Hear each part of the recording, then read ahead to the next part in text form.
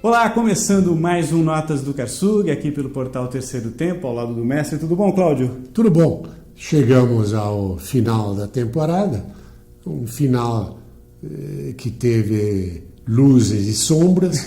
Na corrida em si, mais sombras do que luzes, porque no momento em que você já de antemão percebe qual vai ser o pódio, você já percebe a clamorosa superioridade de uma equipe sobre as demais, você fica restrito a lutas interessantes, mas a luta pelo 13º lugar, excepcionalmente pelo 8º, não é que chegue a emocionar. Não empolga tanto, né? Porque claramente dá uma ideia de uma Fórmula 1 dividida. Nós temos 3 equipes de Fórmula 1, pela ordem Mercedes, Ferrari e Red Bull, e uma porção de equipes de Fórmula 2. E aí disputa enorme, a Ford India, a Renault, a própria Williams, a Toro Rosso, enfim. McLaren, que está tentou chegar um pouquinho mais no segundo semestre. Ainda está na Fórmula 2, lá no fim a Sauber e tal. Então, é uma corrida entre coisas diferentes, entre equipes que estão em 2 níveis completamente distintos. Bom, o GP de Abu Dhabi, eu quero chamar a atenção primeiro do seguinte: o Bottas teve aquele final de semana absolutamente perfeito, Sim. Né, Cláudio? Pole, volta mais rápida, venceu a corrida. E o Bottas me lembra um pouco aquelas fases do Raikkonen, né? Do Kimi Raikkonen, porque tem dia que o Raikkonen parece estar meio sonolento e tal, Sim. E tem dia que corre muito. E o Bottas vai um pouco por esse caminho. Agora, uma corrida realmente espetacular dele, né? Sim, uma corrida nota 10, e não poderia ter feito melhor, aquilo que você se referiu, que os ingleses chamam de hat-trick. Ele o conseguiu, uma pole magnífica, uma volta perfeita, uma largada muito boa, segura, sem dar chance para ninguém. Ataque, né? A vitória e ainda o luxo de fazer a volta mais rápida. No momento que o Vettel marcou a volta mais rápida, 2 voltas depois ele foi lá e botou a assinatura dele. Então realmente ele fechou com chave de ouro uma temporada. Ele tinha começado muito bem. Sim. Mas depois das férias de verão ele teve uma passagem em falso, assim, caiu bastante de rendimento. A Mercedes mesmo chegou a discutir o que ele valia, e acho que essas 2 últimas corridas, a pole aqui em Interlagos e essa magnífica corrida de Abu Dhabi, deram confiança para ele e o recolocaram naquela posição de companheiro de bom nível para o campeoníssimo Hamilton. Um carro tão bom merece ter, claro, um piloto extraordinário como o Hamilton hoje. Exato. Já se mostra ser, né? Já mostrando há muito tempo, e o Bottas seguindo, né, uma trilha de um piloto que venha a contribuir, principalmente na Copa de Construtores. Exato, que é muito importante. Que é extremamente né? importante, porque aquela que define uma boa parte da distribuição do dinheiro, dos milhões da Fórmula 1. Quanto ao Hamilton, eu, já que falei nota 10... Já adiantou a nota do Bottas, vamos aproveitar. Para o Hamilton eu dou nota 9, porque na prova de qualificação, talvez ele conseguisse a pole, teve 2 pequenos erros. Aquela volta rápida, né? E na corrida nunca deu a impressão, em que perde toda a torcida das transmissões, nunca deu a impressão de poder chegar a atacar diretamente Bottas, porque ele nunca chegou de forma fixa a menos de um segundo. Bottas sempre conseguiu evitar que ele pudesse ter condição de ataque. Quando Bottas trocou pneu no primeiro pit stop, e ouvi Hamilton ficando ainda 2 voltas na pista e tentando fazer aquela volta para poder recuperar. Agora é o momento em que ele vai realmente atacar, vai dizer, não, eu quero ganhar a corrida. Mas não o conseguiu e realmente teve que aceitar a superioridade, pelo menos naquele momento, naquela conjuntura, de seu companheiro. E, porém, isso foi muito interessante porque deu a exata medida da diferença que ocorre nesse momento entre Mercedes e Ferrari. Antes do Hamilton tentar atacar, o Vettel estava a 8 segundos. Quando o Hamilton começou a atacar e os 2 tiveram que aumentar o ritmo, a diferença chegou a 20. Então é uma diferença realmente clamorosa que diz bem da superioridade merecida, com vitória do piloto e da equipe na Taça dos Construtores sobre a Ferrari. Vettel fez o máximo que ele podia, acho que uma corrida nota 10, sem o menor pódio, erro, né? Fechou o pódio, que era a única coisa que ele podia aspirar.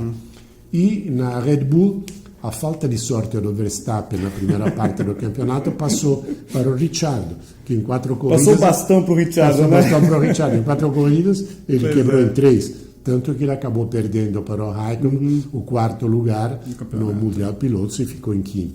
Mas, enfim, uma corrida que eu acho que mostrou claramente essa diferença entre os grandes e os demais.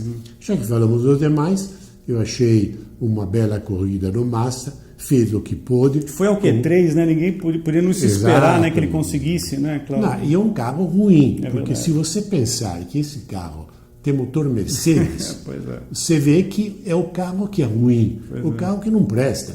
Porque se você pega esse carro, tira o motor Mercedes e bota o motor Honda, ele não sei se classifica para a corrida. Não dá o Não sei se dá o 107%. Porque, então, o Massa tirou o máximo, raspou o fundo do baú para conseguir chegar e marcar pontos, que é a única coisa que ele podia fazer. E com isso ele encerra uma carreira que eu acho brilhante. Fazer um balanço aí do Massa, 169 grandes prêmios, 11 vitórias, um dos mais vitoriosos na Ferrari, junto com Alonso.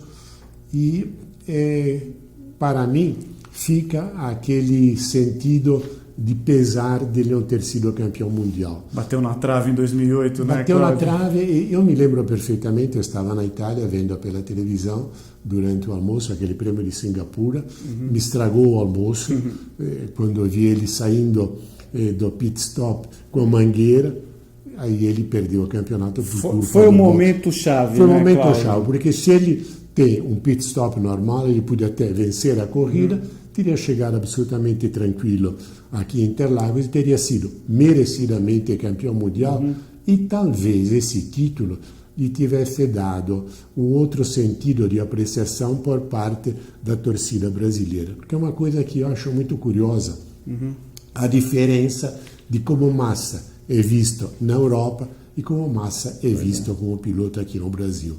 É claro que aqui se cultivou, por culpa da TV Globo, o fato do brasileiro vencedor. Então, se não tem um brasileiro que vence, Parece que não vale nada. não né? vale nada. E o brasileiro ou é o melhor de todos ou é o pior de todos. Não tem um meio termo. Não tem um brasileiro bom, muito bom, ótimo. Ou é excepcional, e sempre se lembra, claro, nesse caso, do Ayrton Senna, ou não presta. Ou é o Rubinho Pé de Breque, lá das brincadeiras, ser muito E você sentido, falou do ser Rubinho, muito e a gosto. mesma coisa acontece com o Barrichello também no exterior, né, Cláudio? Exato. Super respeitado lá Super fora. respeitado lá fora, e aqui visto de uma forma um pouco menos sensível. Mas acho que isso depende da cultura de um país que, infelizmente, ou felizmente, como queiram, aí, uma apreciação puramente pessoal, é monocultural com relação ao esporte. O futebol é o esporte nacional. Ponto, acabou. O resto é algo que de vez em quando aparece um brasileiro que se destaca, todo mundo vai seguindo. E o brasileiro que se destaca aparece por acaso, não tem nenhuma explicação. Eu sempre dou o exemplo do tênis feminino. Tênis feminino em altíssimo nível do Brasil é 0,0. Mas teve Maria Estebueno, Que foi um fenômeno. Um fenômeno, uma das maiores campeãs de todos os tempos. Sem dúvida. Então, você não pode querer forçar, como está se fazendo agora com essa nova leva de pilotos brasileiros que estão aparecendo, forçar a ter o super craque. Pode ser que seja, eu até torço muito para que tenham, mas seria uma coisa absolutamente contrária à lógica, porque se você olhar em todos os países onde a Fórmula 1 realmente está presente, nunca tivemos, num espaço tão reduzido de tempo, tantos campeões. Emerson, Pace, Piquet, Ayrton Senna. Então é difícil. Veja na Itália, o último grande campeão foi Ascari em 50, na década de 50. Veja a Alemanha, quanto tempo levou depois dos grandes ases da década de 30, Caracciolo, Pré-Fórmula 1, né, ainda, né? Pré-Fórmula 1, até chegar ao Schumacher. Depois Veja a Espanha, quanto tempo levou até chegar ao Alonso. A Inglaterra, ainda não teve, na minha opinião, depois do Stewart e sobretudo depois do Jim Clark, um piloto de mesmo nível. Teve excelentes pilotos, Mansell e companhia, mas não fora de série. O Rio, por exemplo, foi um campeão, mas dependeu de um carro excepcional. Era um piloto mediano, né, Cláudio? Claro, não foi nada de excepcional. Então eu acho que essa cobrança do piloto brasileiro, que tem que ser o melhor de todos, é uma cobrança absolutamente fora de lugar. É como você cobrar alguém porque não ganhou na loteria. É quase impossível, né, Cláudio? E olha, lembrando um detalhe que eu acho também interessante, né? Eu costumo sempre dizer, né? O Brasil deu uma sorte, quer dizer, meio que moscas brancas, né? Esses pilotos que você pensou aí, os 3 campeões, mais o Patti, que era um potencial campeão, né? Todo mundo aponta o José Carlos Patti, que acabou, infelizmente, morrendo naquele acidente aéreo em 77. Era um piloto que tinha condições. Inclusive, é um detalhe interessante que eu sempre costumo lembrar em relação ao Patti, né? Ele estava na Brabham, em seguida o Piquet foi para a Brabham, talvez a gente não tivesse uma dupla brasileira, vai saber o destino do próprio Nelson, né, na Fórmula 1, o que aconteceria se o Patti tivesse ficado, né? E tem casos assim, veja, 70 Emerson Fittipaldi. Se o Orlando não morre, o Fittipaldi teria tido maiores dificuldades para se impor. C, né? C não ganha corrida. Bom, vamos falar um pouquinho de realidade hoje agora, Cláudio, você já deu as notas, enfim, a gente já adiantou um pouco essa parte. O ano que vem é uma incógnita, né, em relação, você falou em relação a carro, mas será que dá para esperar que a McLaren, Renault, porque a McLaren provou ter um chassi muito bom nesse ano, não é, Cláudio? Porque com todas as adversidades do motor Honda, conseguiu, principalmente na segunda parte do campeonato, ter desempenhos melhores, o Alonso indo ao Q3, em algumas corridas, inclusive disputando tendo boas disputas ali no pelotão intermediário. Dá para esperar o Alonso visitando pelo menos o pódio em 2018, Cláudio? Eu acho que sim, eu acho que a McLaren, que tem um excelente relacionamento com a Renault e Alonso, pode realmente esperar ter um desempenho bom, sem dúvida melhor daquilo que teve este ano. Como a própria equipe a Renault tem a esperança de ter um melhor desempenho dentro do campeonato. O Hülkenberg terminou a corrida em sexto, lembrando disso, né? Mas são equipes que estão naquela que eu, ironicamente, defino a Fórmula 2. Tem que passar para a Fórmula 1. Vão conseguir, só Deus sabe. É isso aí. E você falou do Massa, eu lembrei de um detalhe, né? O Cláudio esteve lá em Maranello e fez até, inclusive, imagens próximas do carro 2008 do Massa, né, Cláudio? Eu mostro o carro em que o Massa, na minha opinião, teria amplamente merecido ser campeão mundial. Um carro muito diferente dos atuais, porque estava perto daquela revolução tecnológica que transformou o volante praticamente num computador. Eu mostro com detalhes o volante, o carro e tal. Se vocês tiverem essa curiosidade, nós vamos colocar a imagem para vocês verem aí no também. meu site, carsughi.com.br, vão lá em Ferrari, vocês vão ver no Museu da Ferrari essa explanação que eu faço, que eu mostro o carro do Barrichello, o carro do Massa de 2008. E também tem do Barrichello, tem o museu todo, tem todo, né? Bom, se 2017 não foi um ano vigoroso aí para a Fórmula 1, para aqueles torcedores que querem ver um brasileiro vencendo, né, Cláudio? Por um outro lado, nós tivemos em outras categorias os brasileiros se dando muito bem, né? Foi o caso, por exemplo, do Bruno Senna, que foi campeão na P2, no Mundial de Endurance, um título com chancela FIA, outro com chancela FIA também do Lucas de Grassi na Fórmula E, o primeiro dele, bateu na trave várias vezes, né? Finalmente conseguiu. Finalmente conseguiu. O Pietro Fittipaldi, né, neto do teu amigo Emerson Fittipaldi, foi o campeão da World Series. E o Daniel Serra venceu o Le Mans, né, que não é para qualquer um na categoria GTE, né, que é uma categoria com Aston Martin. Então, o balanço de 2017... Le Mans, sobretudo, são aquelas vitórias que vale você pôr no teu cartão de visita. Pois é, guardar para o netinho ver depois. No ano 2017. Então, acabou sendo um ano interessante para os pilotos brasileiros, né, internacionalmente. Agora, o que eu pediria, se aqui posso pedir alguma coisa, é não se fazer força por demais para que esses pilotos atinjam o estrelato, sejam fora de série. Deixamos fazer com que suas carreiras se desenrolem normalmente, oxalá cheguem o mais alto possível, mas sem cobrança, que a cobrança sobretudo como é feita aqui no Brasil, é altamente negativa. É verdade. E falando em cobrança, a gente já está imaginando, né? Porque o ano que vem vamos ter brasileiro andando em equipe de ponta na Fórmula 2, que é o Sérgio Sete Câmara, Exato. né? O Serginho vai estar na Carlin junto com o Lando Norris, que é o piloto reserva da McLaren.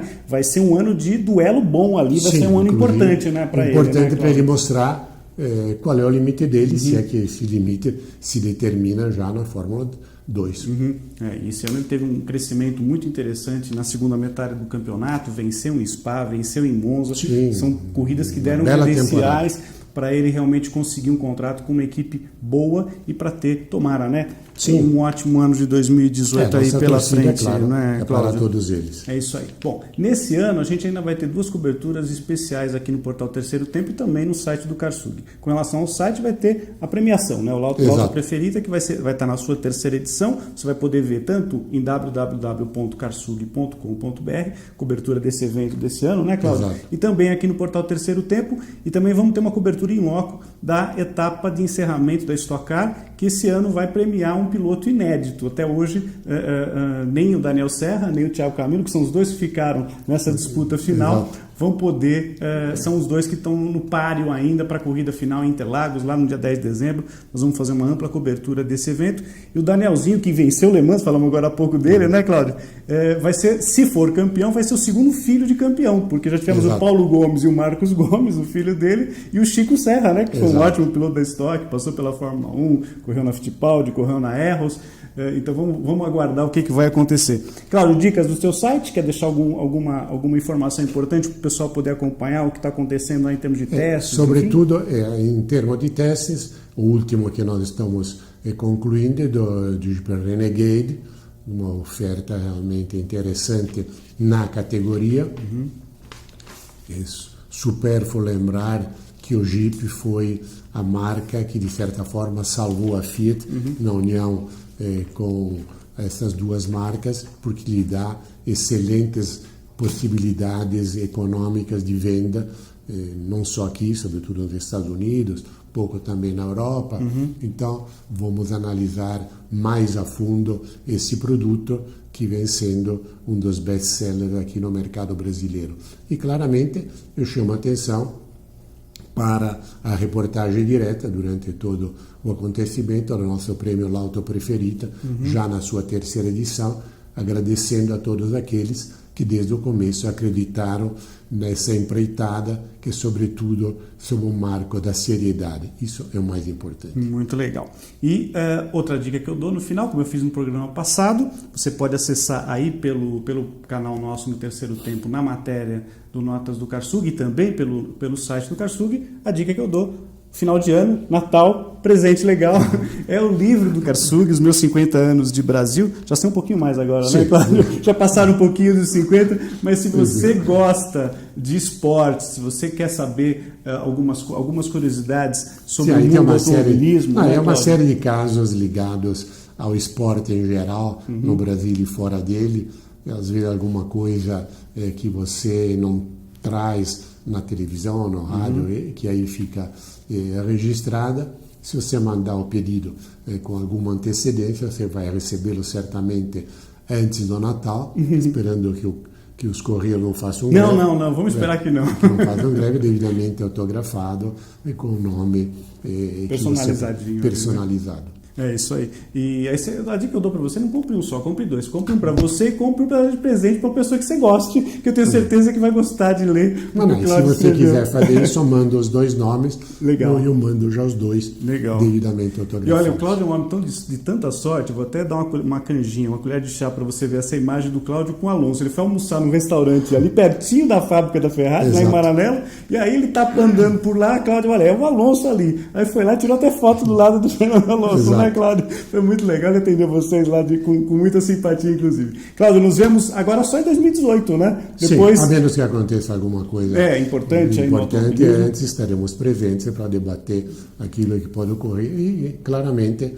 esperamos a primeira sessão de testes para 2018, para a temporada, para ter uma ideia da relação de força do que esses novos carros poderão apresentar. Será que o Kubica vai voltar bem? Vamos aguardar, né, Cláudio? Incógnita, né? É isso aí. Obrigado, Cláudio, por mais uma temporada aqui do Notas do Karsug. Obrigado a todos vocês pela audiência. É isso aí, pessoal. Um grande Natal para todos, um abraço. Tchau, tchau. Tchau.